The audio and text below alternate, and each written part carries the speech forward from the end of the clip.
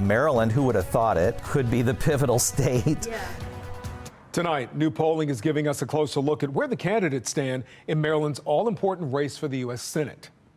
Good evening, I'm Kai Jackson. And I'm Mary Bubala. Some new numbers from the Fox 45 News Baltimore Sun, University of Baltimore poll show a lead for Congressman David Trone over his Democratic primary opponents in the race. Fox 45's Mackenzie Frost joins us live in studio with more information on that poll. And Mackenzie, these numbers change a bit when you take some of the names off the ballot. Is that right? Yeah, Guy and Mary, that is right. Congressman Trone is leading the Democratic primary, but his lead tightens a bit when it's a head-to-head matchup with Prince George's County Executive Angela Alsobrooks. With this race getting closer and Larry Hogan in the mix, experts say there's no doubt this race will be in the national spotlight as this election season continues. Despite a long list of candidates vying to be the Democratic nominee for U.S. Senate in Maryland, it's really coming down to a two-person race. Congressman David Trone and Prince George's County Executive Angela Alsobrooks. The latest numbers from the Fox 45 News, Baltimore Sun, University of Baltimore poll shows Trone leading with 45% of the vote. Alsobrooks comes in at 29%. But when it's just Trone and Alsobrooks on the ballot, Trone's lead. It narrows by 7 percentage points, which is quite a bit, and it indicates that Alsobrooks is the second choice of a lot of those minor candidates' supporters. Overall, pollster Steve Robbie says Trone's lead is clear, but the undecided vote is high, and he adds the bases for both candidates are not firm. With 55% of the people saying that they could change their vote, who should be more optimistic about that number?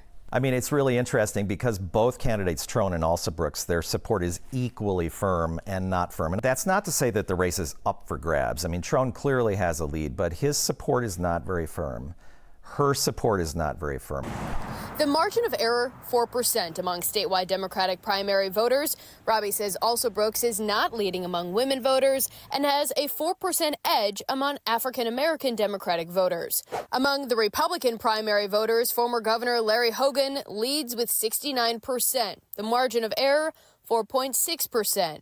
Looking to a hypothetical general election matchup, Hogan leads both Trone and Alsobrooks. People like him. They admire him, think he's independent. That independence evident from the polling, too. 63% of people say they believe Hogan is an independent-minded person who could side with Democrats on some issues. With national attention building, giving just how tight controlling majorities are in Congress. Maryland, who would have thought it, could be the pivotal state. Yeah. Money, media, and message. That's what former Maryland Secretary of State and current professor at the University of Baltimore, John Willis, says could drive perception of candidates, especially during primary elections. And with Congressman Trone dumping millions of dollars into TV ads. So I'll be using these next few months to talk to everyone I can about these issues. Willis says that's helping push out his message, but he says there could be other factors running through voters' minds as well. And I think many Marylanders in the Democratic primary are going to be asking themselves and their friends that question over the next couple of weeks. For Hogan, Willis says his popularity may not translate to electability, and with a nationalized race, his record will likely come up throughout the campaign, especially with abortion rights, a driving force in the conversation. It's a different set of issues, and it's a different set of questions. As governor, Hogan vetoed legislation that called for expanding access to abortion. When Democrats overturned that veto, Hogan blocked the funding to train non-physicians to perform abortions, citing his safety concerns for women. When Governor Wes Moore assumed office, he released the funds. The abortion issue is definitely a crux issue.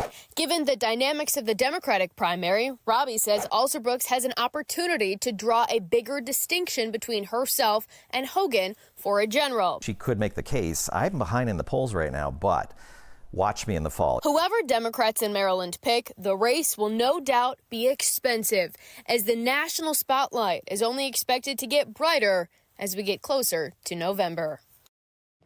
And what's really interesting about this poll, like some of the others, is that the endorsements Angela Alsobrooks has been racking up don't really seem to be moving the needle as much as one might expect.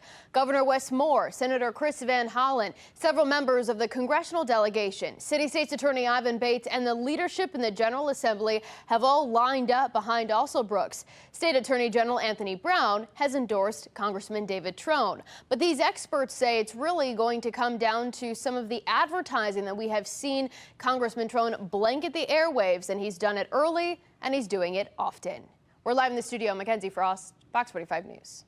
Mackenzie, thank you. And Fox 45 News is hosting a U.S. Senate candidate forum this Friday, along with the Baltimore Sun and University of Baltimore. Congressman David Trone and Prince George's County Executive Angela Alsobrooks will join us here in the studio. Mackenzie will host this debate, and I will moderate. You can watch it live this Friday night at 8 o'clock. Then stay tuned with us for Fox 45 In Depth with Mackenzie Frost. I'm Kai Jackson. Thank you for watching. Here's another video to watch. Also, please take a moment to subscribe to our channel.